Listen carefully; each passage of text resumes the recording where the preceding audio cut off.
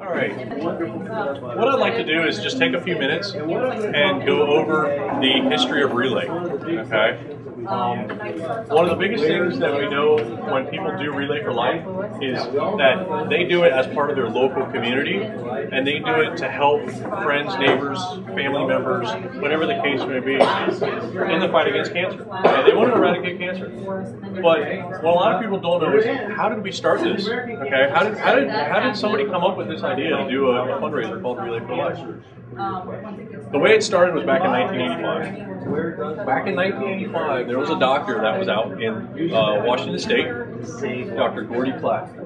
And Dr. Klatt decided that, you know what, this disease, cancer, has got to go. Okay? It's affecting too many people. I mean, even back in 1985, it was already affecting hundreds of millions of people. Hundreds of millions of people, even around the world, is a lot of people to affect.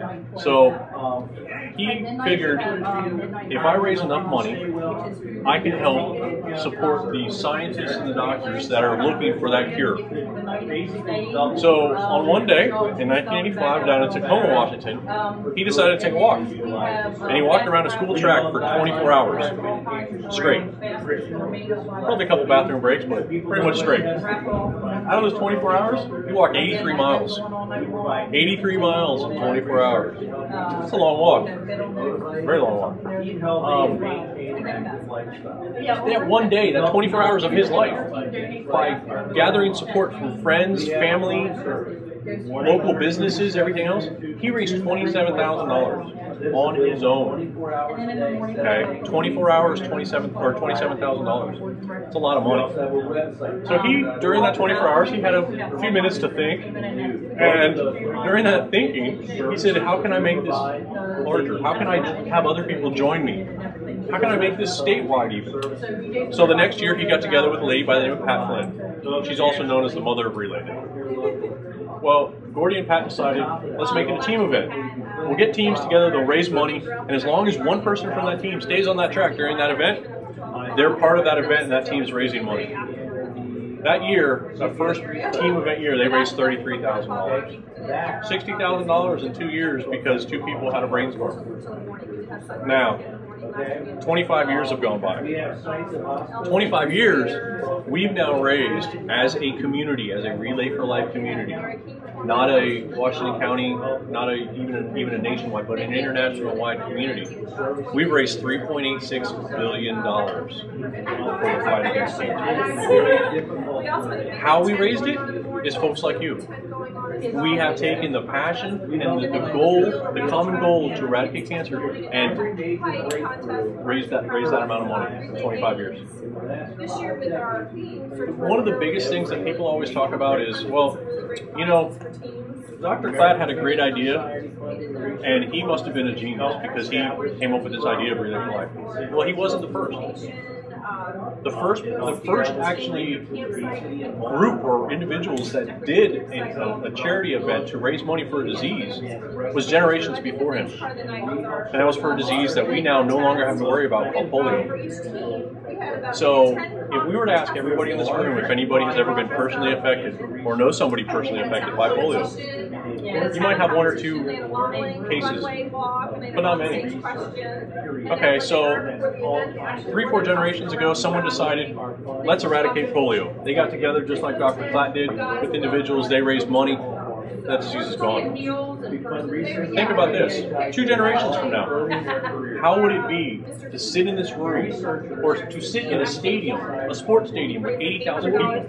How would it be to ask one question, how many people are affected by cancer, and have 0 people raise their hand? That would be fantastic. And that is the goal, the common goal of the international community. And when I say international community, it's truly getting to be an international community.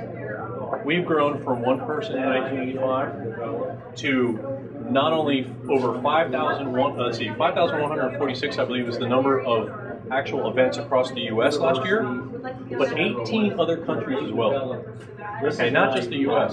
England, Spain, Germany, I mean, all over the world, we're having Relay for Life events. So if you think about it, right now you're sitting in the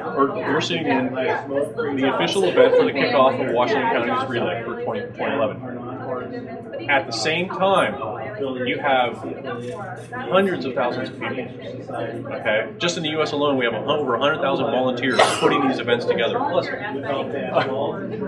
So over the course of the world, around the world, you have over 100,000 volunteers putting these same events on, doing the same thing that you're doing right now, which is trying to grow Relay, trying to make Relay for Life a successful event where we can help the doctors and scientists that are supported by the American Cancer Society find that magic button, that little, whether it's a cell, whether it's a drug, whatever the case is, but find that cure for cancer. So, if you think about it, in the U.S. alone last year, 388 million. Washington County, over 70 teams, over 750 participants last year in Hagerstown, here, in the same event that we're doing now. Over $175,000 just from Washington County. So this year, why not grow that? Why not be even more? So that's our goal. We want to beat last year's numbers. And then next year, we want to beat this year's numbers. And we want to continue. And we want to continue with that common goal, that common fight, until finally one day we can sit in a room and decide no one in this room is affected by cancer. That would be the ultimate goal. So, with that said, is there any questions? The history, anything? The only other thing I'd like to mention to you guys is that CPS3 study. So there is another chance to join the CPS3 study. We had a CPS3 tent at the event last year. We had some individuals that were not able to sign up last year for it. So this year in Greencastle on May 13th, we're going to have another CPS3 tent at their event. Anybody that would like to join the CPS3 study, I have some more information there. It's a little bit of a help that we're going to give American Cancer Society to come up with ways to do things to help fight not only cancer, but or the cure for cancer, but help the effects of cancer. If you guys remember, or I'm sure everybody's seen a cigarette pack. The cigarette pack on the side of it has a Surgeon General warning that says, smoking may cause cancer, blah, blah, all that. Okay. Well, the reason that warning label's there is because of CPS1. CPS1, done years ago, found that connection between smoking and cancer. They lobbied and fought for the government to mandate for the tobacco companies to put that warning on their pack. What can CPS3 do? Don't know, but we'll find out.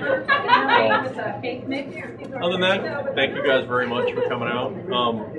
Please feel free, brownies, and you'll hear a whistle in a second, and we'll go to the next station.